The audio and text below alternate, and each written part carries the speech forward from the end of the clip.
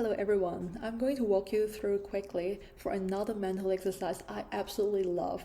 I do that all the time when I feel overwhelmed or stuck in my head because I'm someone who is prone to overthink a lot about everything, and my default state is to, catastrophize the situation and jump to the worst case scenario, that kind of thing.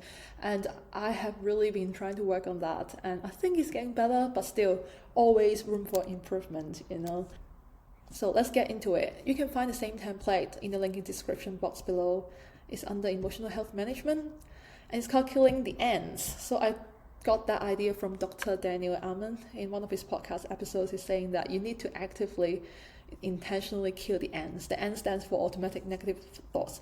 Basically, it's kind of the same idea in the CBT technique that I learned from my own therapist 4 years ago. This is a real entry that I took.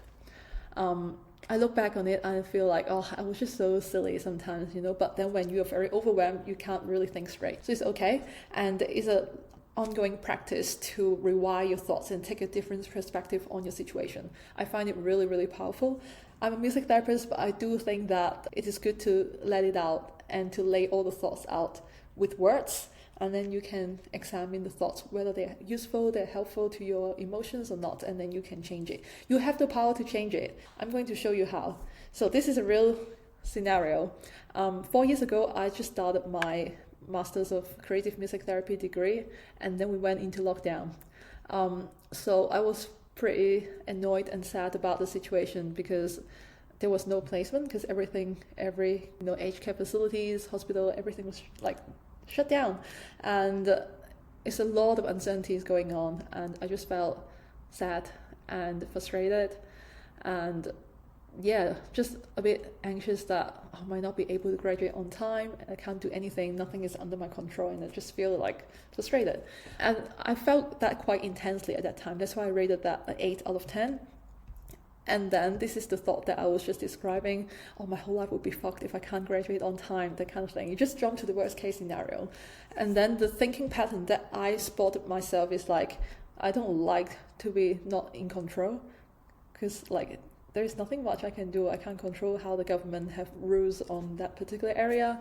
And I don't like the fact that I worked so hard to get into this degree and then I might not graduate on time, because that's my dream, right? So I felt quite frustrated at that time.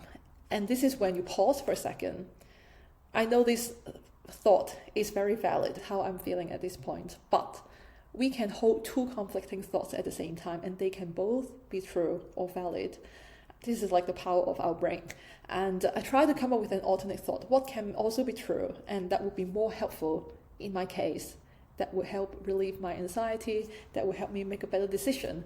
And the thought that I came up with is that it might be the best time to practice some self-care, go back to therapy, do more research, and start building more healthy routine, because the world is slowing down, right? And can just chill a little bit and take it easy. It's not like that I'm stopping, but it's good to practice that. It's a good time to slow down as well. And then I rated this thought 7 out of 10 because I feel like that can also be true. And I don't need to be so intense all the time, right? If I couldn't graduate on time, it's not much I could do. It's not my fault.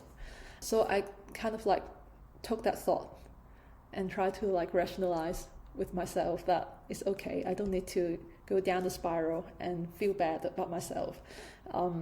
It's a lot suffering in my head already. I don't need to make it worse.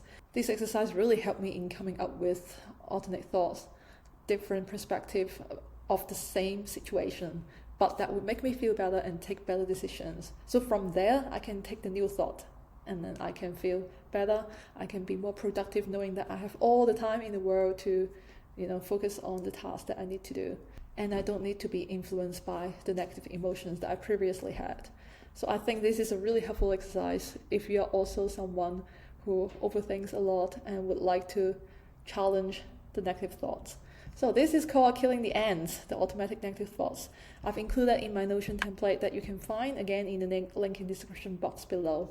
And there are also more tools that I use on a daily, weekly, quarterly, yearly basis that you can check out.